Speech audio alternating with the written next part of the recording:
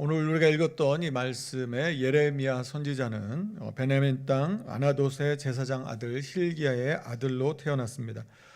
그가 활동하던 시기는 유다 왕 요시아가 다스릴 때부터 시드기야 왕이 다스릴 때까지, 그래서 기원전 627년부터 587년까지 약 한 40년 정도 활동했던 선지자입니다. 그가 비록 이 아나돗 출신이기는 했는데 이 아나돗 사람들이 이 예레미야를 죽이겠다고 이 생명에 위협을 합니다. 자, 그래서 그 이유가 무엇인가 봤는데 예레미야 11장 21절 말씀을 보시면 예레미야가 여호와의 이름으로 예언하였기 때문이라고 하는 것이죠. 예레미야의 괴로움이 여기 있습니다. 하나님께서 부르시고 하나님께서 하나님의 말씀을 주셔서 하나님 말씀에 순종해서 그 말씀을 전하는데 삶에 찾아오는 것은 무엇이냐면 이렇게 위험한 위기의 상황이 찾아오더라는 것입니다. 여러분, 마치 우리가 하나님을 믿고 제대로 좀 신앙생활을 좀 해보려고 하면 그때 우리한테 어떤 일들이 찾아옵니까? 좀 제대로 믿어보려고 하면 그때 왠지 그때부터 조금 어려운 일들이 막 생기는 걸 우리는 많이 느끼게 됩니다. 여러분, 그럴 때 보통 어떻게 하십니까? 아마 대부분 이렇게 믿음을 이렇게 조금 내려놓으려고 하는 경향이 있지 않나 싶습니다. 왜냐하면 주변을 둘러봐도 다른 사람들도 다 그렇게 비슷하게 한다고 생각이 들기 때문인 것이죠.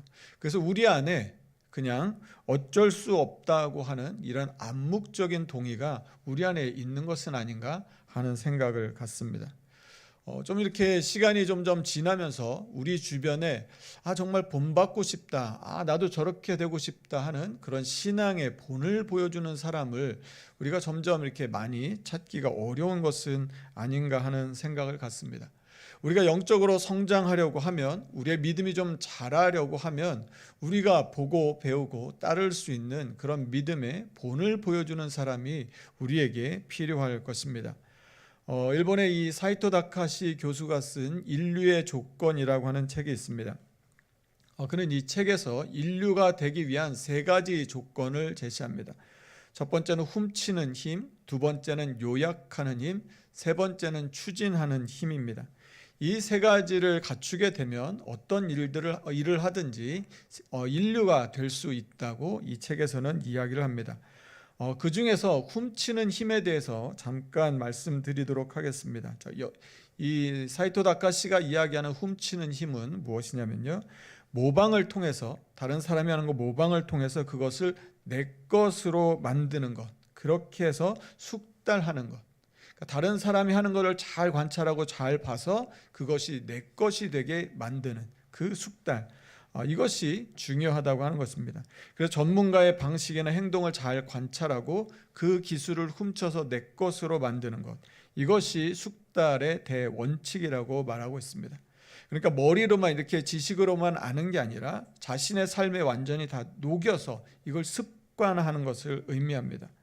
자, 그런데 그가 말하는 관찰이라고 하는 것은 그냥 이렇게 바라보고 그렇구나 하는 것을 말하지 않고요, 수많은 시행착오를 직접 겪으면서 반복해서 경험하면서 자신이 직접 부딪혀서 내 것으로 만드는 것을 이야기합니다. 그러니까 이게 단순한 모방이 아니라 훔쳐서 내 걸로 만드는 것인데요, 그가 강조하는 게 한 가지 더 있습니다. 그렇게 하려면, 무엇이 필요하려면 그것을 내 것으로 만들고자 하는 의지가 있어야 한다고 이야기를 합니다. 여러분, 우리가 평범한 신앙생활을 벗어나서 탁월하고 뛰어난 정말로 믿음의 삶을 살기 위해서는 먼저 필요한 것은 우리가 그렇게 살겠다고 하는 마음의 의지입니다. 그리고 또 한 가지는 그렇게 본을 받을 수 있는, 신앙의 본이 될 수 있는 사람이 우리 주변에 있어야 하는 것이죠. 자, 오늘 우리가 본문 말씀을 통해서 그렇게 생명의 위협을 받은 이 예레미야가 어떻게 그 위기에서 벗어나고 하나님께서 그를 이끌어내셨는지 우리가 말씀을 통해서 함께 살펴보도록 하겠습니다. 하나님께서 예레미야의 이 상황을 다 알고 계셨습니다. 그래서 예레미야에게 이렇게 말씀해 주십니다. 예레미야 11장 22절에서 23절 말씀 제가 읽어드리겠습니다. 그러므로 만군의 여호와께서 이와 같이 말씀하시니라. 보라, 내가 그들을 벌하리니 청년들은 칼에 죽으며 자녀들은 기근에 죽고 남는 자가 없으리라. 내가 아나돗 사람에게 재앙을 내리리니 곧 그들을 벌할 해이니라. 하나님께서 그들을 벌하시겠다고 말씀해 주십니다. 재앙을 내리시겠다는 것이죠.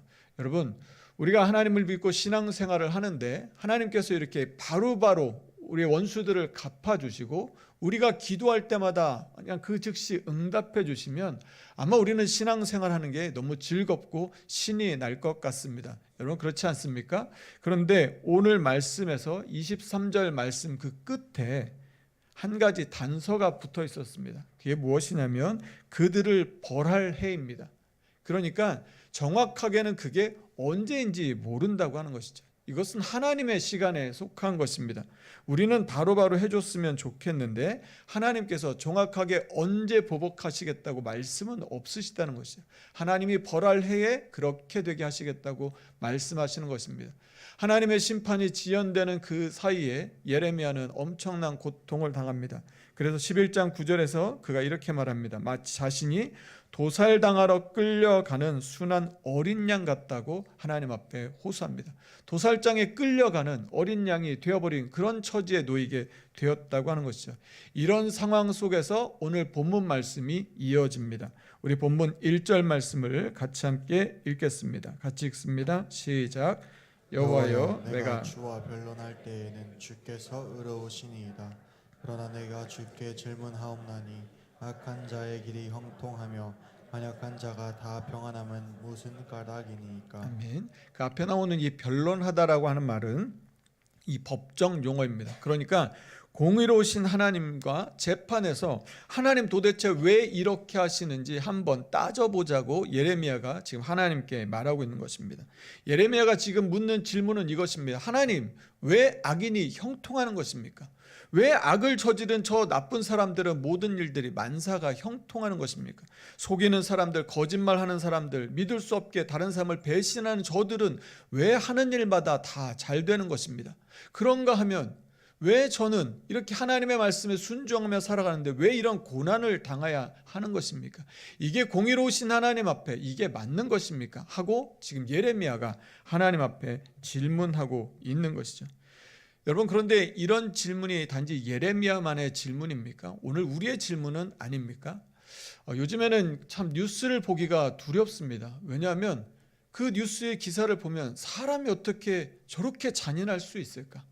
사람이 어떻게 저렇게 악할 수 있을까 하는 생각이 들면서 정말로 너무나 무서운 세상이라는 생각을 다시 한번 갖게 됩니다. 여러분, 그뿐입니까? 큰 죄를 저지르고 막 잔인한 일을 했는데도 그들이 거기에 걸맞는 이 처벌을 받지 않고 너무나 쉽게 나오는 것을 봅니다. 그런 마음속에서 막 분노가 일어나는 것이죠. 역사의 주관자이신 하나님께서 왜 이런 일들을 그냥 지켜만 보시는지 알 수가 없다고 하는 게 예레미야의 하나님께 드리는 질문이었습니다. 어쩌면 그게 오늘 우리의 질문도 같지 않을까 하는 생각을 갖습니다. 그런데 예레미야는 여기에서 멈추지 않고 하나님께 한 걸음 더 나아가서 이렇게 말하는 것입니다. 하나님께서 이 일에 책임이 있다고 이야기하는 것이죠. 그 말씀이 2절 말씀입니다. 우리 2절 말씀도 같이 읽겠습니다. 시작. 주께서 그들을 심으심으로 그들이 뿌리가 박히고 장성하여 열매를 맺었거늘 그들의 입은 주께 가까우나 그들 마음은 머니이다. 예레미야는 지금 그들을 나무에 비유합니다. 그런데 성경에서 나무는 의인을 상징합니다. 그런데 지금 악인이 의인의 자리를 차지하고 있다고 하는 것이죠. 하나님 어떻게 이럴 수 있냐는 것입니다.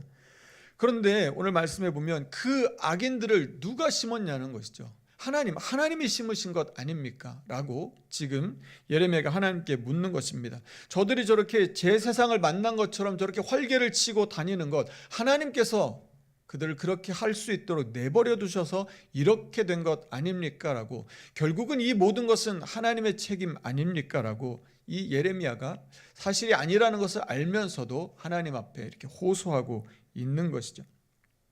그러면서 이렇게 한마디를 더 거듭니다. 혹시 하나님이 잘 모르시는 것 같아서 제가 하나 알려드리겠습니다. 그 내용이 무엇이냐면 그들의 입은 주께 가까우나 그들의 마음은 멉니다. 하나님, 그들이 입으로는 하나님을 섬기는 것 같고 하나님의 말씀을 듣는 것 같지나 하나님, 그들의 마음을 보셨습니까? 그들의 마음은 하나님으로부터 멀리 떨어져 있습니다. 하나님 절대 이거를 잊으시면 안 됩니다. 그들이 하나님 앞에 나와서 입으로 막 이렇게 하나님을 잘 섬기는 것 같이 말한다고 해서 하나님 절대 거기에 속으시면 안 됩니다라고 예레미야가 하나님한테 지금 조언해 드리고 있는 것이죠. 지금 예레미야의 마음이 바짝바짝 타들어가는 것입니다. 여러분, 근데 예레미야가 지금 그들이라고 말하는 사람들이 누구입니까? 뭐 아수르나 블레셋 사람들이 아닙니다. 지금 같이 있는 이스라엘의 유다 백성들이 바로 그들인 것이죠. 같은 하나님을 섬기고 있는 이 하나님의 백성 유다가 지금 이런 죄악을 범하고 있다고 하는 것입니다. 그래서 하나님께서 이들에 대해서 공의로우신 하나님께서 심판해 주시기를 지금 예레미야는 하나님 앞에 간청하고 있는 것이죠. 이제 예레미야는 하나님 앞에 판결을 내려달라고 호소합니다. 그가 원하는 판결이 있습니다. 그것이 무엇이냐면 3절 말씀입니다. 우리 3절 말씀도 같이 한번 읽겠습니다. 같이 읽습니다. 시작. 여호와여, 주께서 나를 하시고 나를 보시며 내 마음이 주를 향하여 어떠함을 감찰하시오니 양을 잡으려고 끌어냄과 같이 그들을 끌어내시되 죽일 날을 위하여 그들을 구별하옵소서. 그러니까 그들을 양을 잡아다가 끌어낸 것 같이 그들을 잡아서 그들에게 하나님 심판해 달라는 것입니다. 이게 무엇입니까? 조금 전에 예레미야가 당했던 그 수치였던 것이죠. 조금 전에 도살장에 끌려가는 그 어린 양 같은 자신의 처지가 자기가 받았던 이것 그대로 하나님 갚아주십시오라고 예레미야가 하나님께 말하고 있는 것이죠. 여러분, 그러면 이제 하나님께서 어떻게 대답해 주시면 좋겠습니까? 알았다. 너가 너무 고생했구나. 그래, 내가 갚아주마. 이렇게 말씀해 주셨으면 좋았을 텐데 하나님은 그렇게 말씀하시지 않으셨다고 하는 것입니다. 그 말씀이 오늘 본문 5절 말씀입니다. 우리 5절 말씀도 한 번 더 같이 읽겠습니다. 같이 읽습니다. 시작. 만일 내가 보행자와 함께 달려도 피곤하면 어찌 능히 말과 경주하겠느냐. 네가 평안한 땅에서는 무사하려니와 요단 강물이 넘칠 때에는 어찌하겠느냐. 내가 이 말씀을 제가 공동번역 성경으로 다시 읽어드리겠습니다. 내가 사람과 달리기를 하다가 지쳐버린다면 어떻게 말과 달리기를 하겠느냐. 편안한 곳에서나 마음 놓고 살 수 있다면 요단강가 깊은 숲속에서는 어떻게 살겠느냐. 이 요단강, 이 강물이 넘칠 때라고 번역된 이 부분이 예레미야에서 다른 본문에서는 어떻게 나오냐면요, 요단강가의 깊은 숲이라고 나옵니다. 그러니까 지금은 요단강의 물이 그렇게 흐르지 않는데 예레미야 선지자가 활동했던 그 당시에는 요단강가 옆으로 숲이 우거져 있었던 것으로 보입니다. 학자들은 그렇게 보고 있습니다. 그리고 그 숲에는 무엇이 살고 있었냐면 으르렁거리는 사자가 살고 있었다고 학자들은 이야기를 합니다. 자, 이 말씀은 지금 하나님께서 예레미야에게 너 지금 악인들의 형통을 보고 지금 낙심해 있는 거냐? 너 지금 그것 때문에 분노해서 나한테 이렇게 항의하고 있는 거냐 하면서 하나님께서 예레미야에게 반문하시는 것이죠. 그리고 하나님께서 말씀하시는 이것을 말씀하시는 것입니다. 예레미야야, 너는 지금 누구를 보고 있느냐? 하나님이 말씀하고 있는 것이죠. 지금 내가 봐야 할 것은 지금 죄악 가운데 있는 그들이 아니라 너를 택하고 너를 부르고 너에게 사명을 맡겨준 나 여호와 하나님이라고 하나님이 말씀하고 계신 것이죠. 지금 내가 생각해야 하는 것은 다른 것이 아니라 나 여호와 하나님이 너를 어떻게 생각하는지 그 생각을 하고 있어야 되지 않겠니라고 하나님이 말씀하시는 것입니다. 여러분, 하나님의 생각이 무엇입니까? 오늘 5절 말씀에서 나온 것처럼 나는 너를 경주말과 달려서 이기게 할 수 있도록, 나는 내가 그렇게 이길 수 있는 사람이라고 생각하는데, 나는 내가 으르렁거리는 사자와 맞붙었을 때 네가 싸워서 이길 수 있는 사람이라고 나는 너를 믿고 너를 택했는데, 너는 지금 나한테 와서 살아계신 하나님은 어떻게 이런 일이 있을 수 있냐고 항의하고 있는 거냐? 하나님께서 예레미야에게 말씀하고 계신 것이죠. 예레미야, 내가 너를 왜 택했는지를 아느냐? 너는 지금 말과 달려서 말과 경주에도 이길 수 있는 사람이기 때문에 내가 너를 택한 것이다. 내가 너와 함께 달려줄 것이기 때문에 지금 주변에 일어난 상황 때문에 낙심하지 말라고. 너는 사자와 싸워서도 이길 수 있을 만큼 너는 그렇게 강한 사람이라고. 그런데 왜 그것을 잊고 이 주변에 일어나는 일 때문에 낙심하고 분노하고 있느냐? 내가 너와 함께 달려줄 텐데 뭐가 문제가 되느냐? 하나님 지금 이 말씀을 예레미야에게 하고 있는 것이죠. 하나님께서 기대하셨던 건 평범 이상의 삶을, 하나님 그런 삶을 살 수 있도록 하나님 불러주셨는데 왜 주변 사람들이 살아가는 그것을 바라보며 거기에 너의 삶의 기준을 맞추고 그것 때문에 네 마음이 무너져 내리느냐고 하나님이 예레미야에게 말씀하고 계신 것입니다. 사랑하는 성도 여러분, 우리가 이 세상을 살면서 하나님 주신 그 사명의 길, 믿음의 길, 그 삶을 산다고 하는 것은 결코 쉽지는 않습니다. 왜냐하면 우리의 시선이 하늘이 아니라 자꾸 우리의 주변을 향하기 때문인 것이죠. 어느덧 주변 사람들의 그 모습이 우리의 삶의 기준이 되어버린 것은 아닌가 합니다. 다시 복음 앞에라고 하는 이 찬양이 있습니다. 그 앞에 있는 가사를 제가 일부분 읽어드리도록 하겠습니다. 많은 이들 말하고 많은 이들 노래는 하지만 정작 가지 않는 길, 두려운 생각보다 많이 힘들고 험한 길보단 그저 말로만 가려기에 점점 멀어져만 가네. 내게 생명 주었던 그 길, 점점 이용하려 하네. 내게 사랑 주었던 그 길. 하나님의 관심은 지금 하나님을 떠나 있고 하나님 앞에 죄악을 범하는 그들에게 있는 게 아니라 하나님이 택하시고 하나님이 그렇게 보셨던 예레미야에게 하나님의 마음이 있었던 것이죠. 예레미야야, 너는 말과 경주에도 이길 수 있는 사람이란다. 지금 여기서 포기해서는 안 된다. 나와 함께 달려가자라고. 예레미야야, 너는 사자와 맞서 싸워도 너는 이길 수 있는 사람이다. 여기서 이렇게 낙심하지 말고 나와 함께 끝까지 가자고. 내가 너와 함께 달려줄 테니까 내 손 붙들고 함께 가자고. 지금 하나님께서 예레미야에게 말씀하고 있는 것이죠. 사랑하는 성도 여러분, 우리 주님께서 우리를 주님을 닮은 그 거룩하고 의롭고 탁월한 삶의 자리에 우리를 초대해 주신 줄로 믿습니다. 우리는 지난 21일 동안 하나님의 은혜로 더 기도 20일 하나님 앞에 전심으로 부르짖어 기도할 수 있는 기도의 시간을 가졌습니다. 여러분, 기도는 우리의 시선을 땅에서 하늘로 돌리게 합니다. 그래서 우리가 기도가 시작되었다고 하는 것은 이미 우리 안에 하나님의 새로운 변화의 역사가 시작되었다고 하는 말이기도 할 것입니다. 이제 우리는 지금 새로운 변화의 길에 이미 들어섰습니다. 어떤 분은 이 기도 시간을 통해 기도의 문이 트였다고 하시는 분도 있었습니다. 그리고 어떤 분은 어려움 중에서도 계속해서 감사하는 삶을 살게 되었다고 말씀하시는 분도 있었습니다. 그리고 이전과는 이제는 좀 다른 삶을 살고 싶은 그 마음에 움직임이 있으신 분도 있었습니다. 아마 크고 작은 변화를 경험하신 분들이 많이 계셨을 것입니다. 여러분, 그런데 우리의 주변은 어떻습니까? 우리의 주변은 우리가 기도를 시작하기 전이나 기도가 끝난 다음이나 아무것도 달라지지 않았을 것입니다. 오히려 우리가 더 믿음으로 살려고 하면 오히려 더 우리의 발목을 잡는 그런 일들이 더 많이 생겼을지도 모릅니다. 그러나 이제 우리는 알고 있습니다. 우리가 문제를 가지고 있었지만 기도하기 시작하면 이 문제가 기대로 바뀐다고 하는 것을 우리는 이제 알게 되었습니다. 여러분, 어떤 분들에게는 우리가 함께 기도했던 이 21일의 시간이 2024년에 우리가 한번 했던 행복하고 즐거운 추억으로 남을 수도 있을 것입니다. 그런가 어떤 분들에게 있어서는 믿음의 경주를 시작하는 새로운 출발선이 되어서 내가 이제는 내 믿음이 자라기를 소망하며 믿음으로 살기를 결단하는 그런 삶의 그런 이정표가 되신 분들도 아마 있을 것입니다.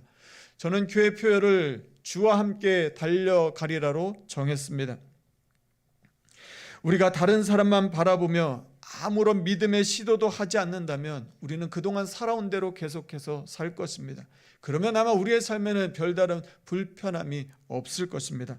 그러나 우리의 시선을 하나님께 향하고 주님을 바라보며 이 사람이 아닌 말과 경주에서 이기기를 소망하며 믿음에 달리기를 시작한다면, 주님이 우리와 함께하여 주신다면 우리의 삶에는 영적인 성장과 믿음의 놀라운 변화가 있게 될 줄로 믿습니다.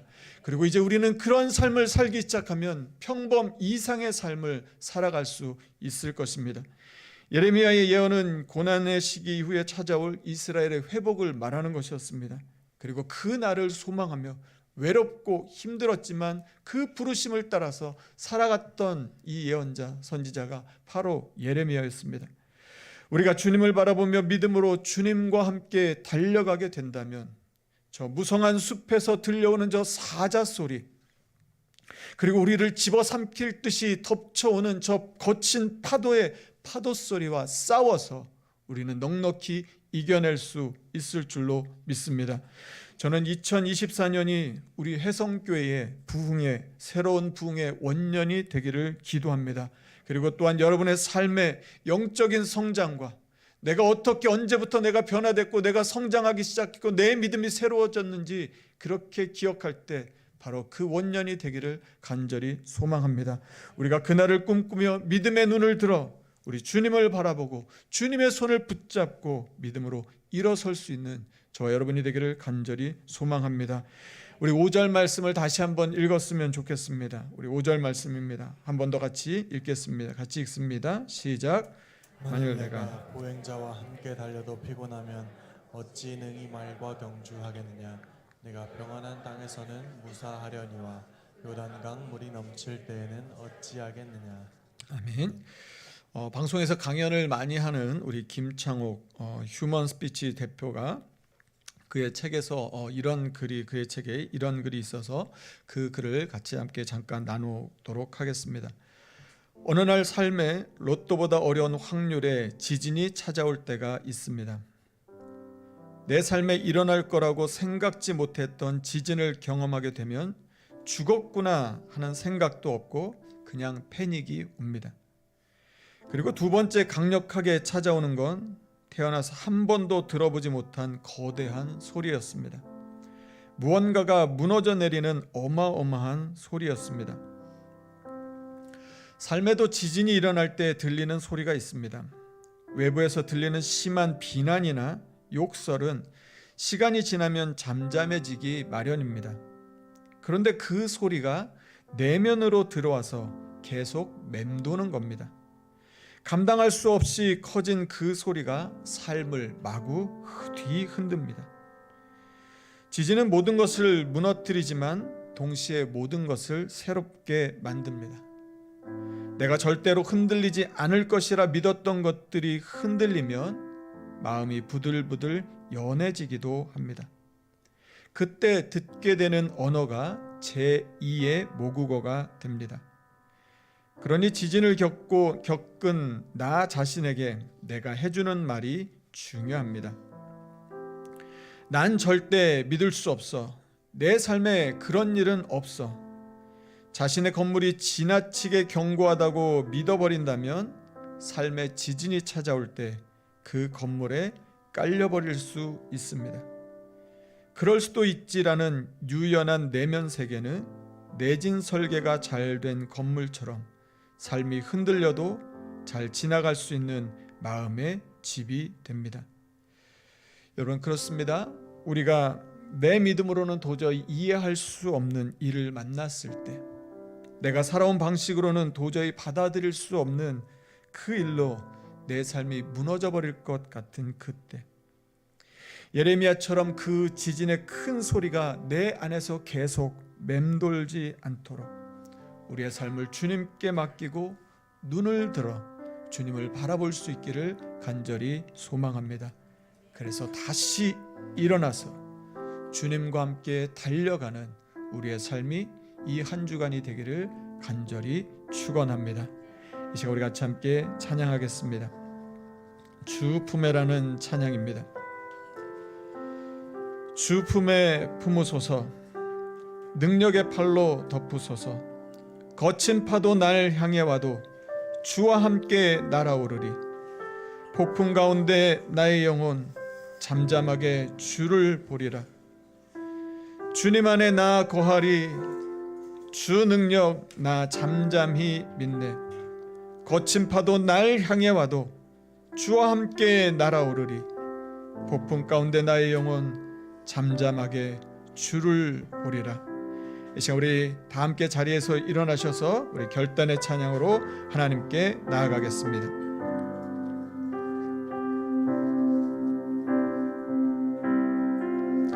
우리 주님 바라보며 다시 일어서서 달려나가는 우리의 삶이 되기를 소망합니다.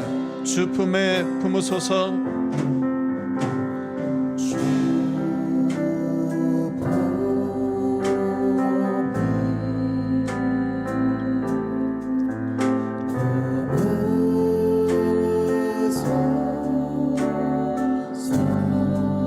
주님의 능력의 팔로 덮으소서.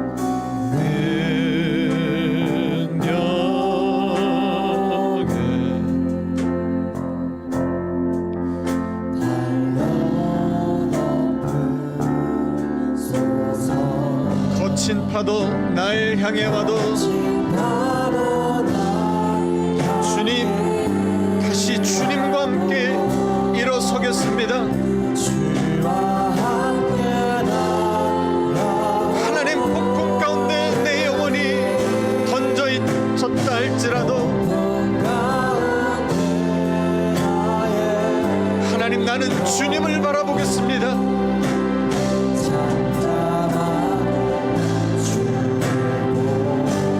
찬양합니다. 주님 안에 나 거하리.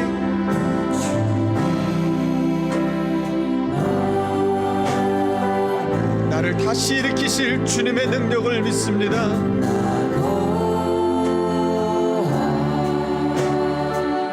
나를 부르시는 주님의 그 음성을 듣고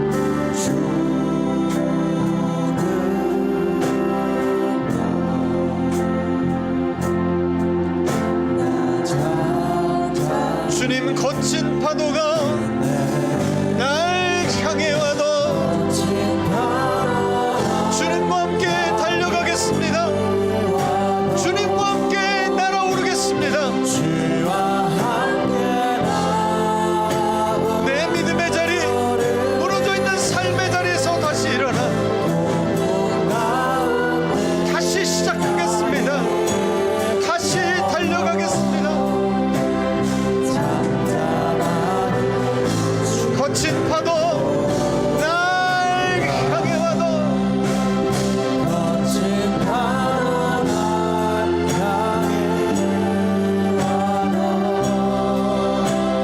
주와 함께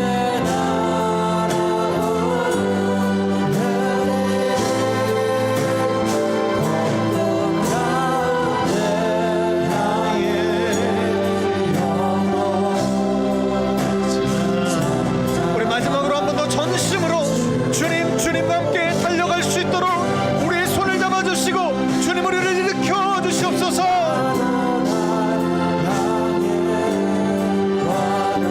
오직 주님과 함께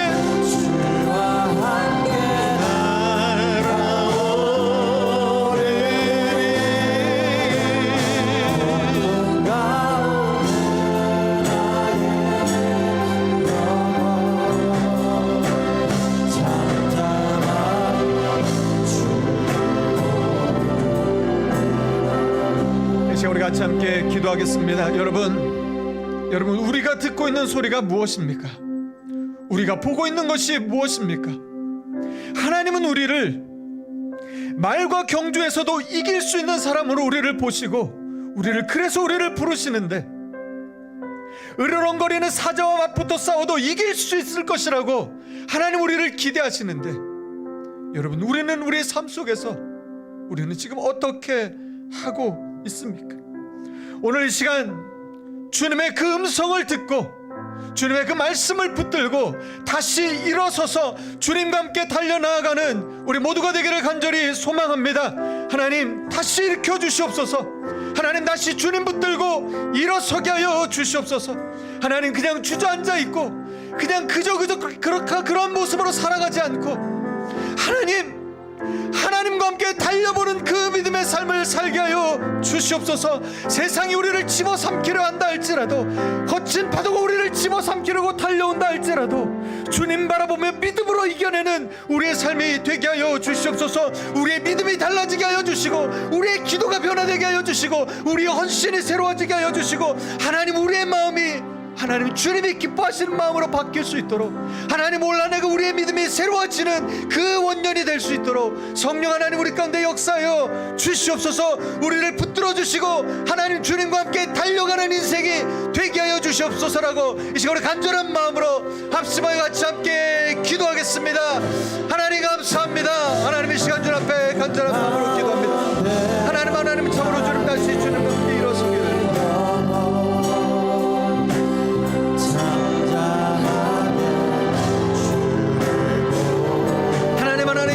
주저앉아 있는 하나님 주변의 상황들 때문에 무너져 있는 우리의 삶이 하나님 이제는 다시 일어서기를 원합니다. 하나님 다른 사람들을 보다가 하나님 그만하게 살아간 우리의 삶이 아니라 하나님 주님 바라보며 말과 함께 달려도 이길 수 있는 하나님 그런 믿음의 삶을 살게 하여 주시옵소서.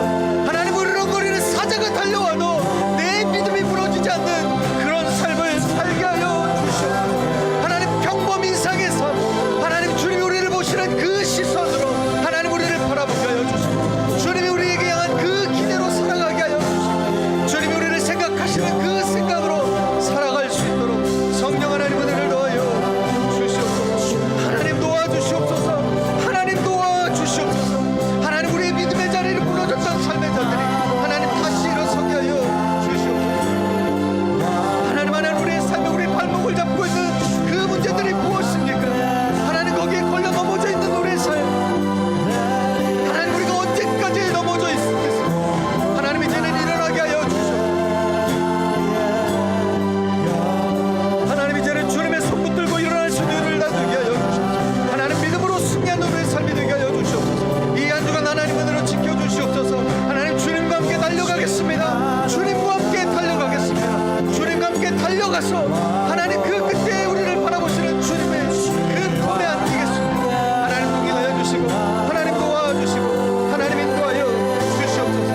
하나님 아버지 참으로 주님만 바라보고 하나님 온전히 믿음 가운데 승리하는 우리 모두의 삶이 되게 하여 주시옵소서. 하나님 감사합니다. 하나님 우리를 일으켜 주시니 감사합니다. 주님의 가운데 우리 승리하는 하나님 우리 모두의 삶이 되게 하여 주시옵소서. 하나님은 우리를 말과 경주하여도 이길 수 있을 것이라고 기대하시는데, 으르렁거리는 사자와 맞붙어도 하나님 우리가 승리할 것이라고 하나님 우리를 그렇게 보시는데, 하나님 우리가 듣는 소리는 하나님의 목소리, 하나님의 음성이 아니라 우리 주변에서 들려오는 그 사람들의 소리일 때가 너무 많습니다. 하나님은 다시 일어서라고 말씀하시는데, 내 손 붙잡고 나와 함께 달려가자고 말씀하시는데, 여전히 주저앉아 있는 주님 우리의 모습을 보게 됩니다. 하나님 물질의 문제에 발목이 잡혀서 일어날 수가 없습니다. 자녀의 문제 때문에 정말로 달려가고 싶은데 걸음도 제대로 뛰지 못하고 휘청휘청 됩니다. 남편과 아내의 배우자의 문제 때문에 마음이 너무 찢어져서 다른 건 생각할 겨를도 없습니다.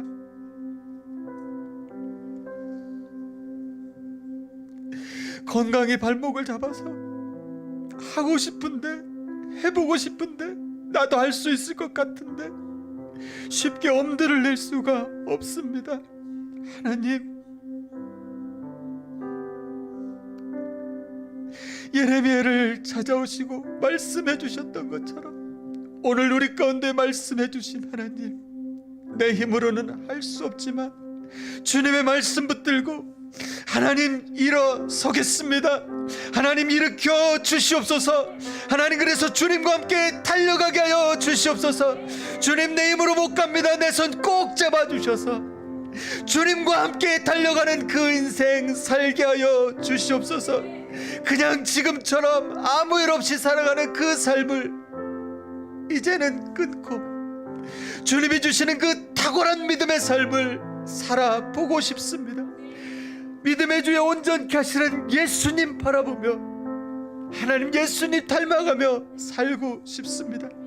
하나님 은혜를 주셔서 올 한 해 오늘 이 예배가 우리의 삶을 새롭게 하는, 내 인생을 바꾼 하나님 그런 예배 되게 하여 주시고, 내가 주님과 함께 달리기로 결심한 그 예배가 되게 하여 주셔서 하나님 우리의 앞으로의 삶이 하나님의 은혜로 놀라운 변화를 경험하는 우리의 삶이 되게 하여 주시옵소서. 하나님 이 한 주간 그렇게 살아보겠습니다. 주님과 함께 달려보겠습니다. 우리 곁에 계신 그 주님 바라보며 낙심하지 않고 주변에 시선을 돌리지 않고 주님 바라보며 믿음으로 살겠사오니 하나님 우리와 동행하여 주시고 힘을 주시고 은혜를 주셔서 이 한 주간 주님과 동행하여 승리하는, 주님과 함께 달려서 그 기쁨을 맛보는 복된 이 한 주간이 되게 하여 주시옵소서. 감사드리며 예수님 이름으로 기도드립니다. 아멘. 이제는 우리 주 예수 그리스도의 은혜와 하나님의 사랑과 성령의 교통하심이 더 이상 이전과 같은 믿음으로 살지 않고 여전히 내 발목을 붙잡고 있는 것들이 많이 있는 것은 알지만 그래도 주님의 음성 붙들고 주님 바라보며 다시 일어서서 주님과 함께 달려가기를 다짐하고 소망하는 오늘 예배하는 모든 성도들 위해, 그들의 가정과 일터 위에 이제부터 영원까지 함께 하시기를 간절히 축원하옵나이다. 아멘.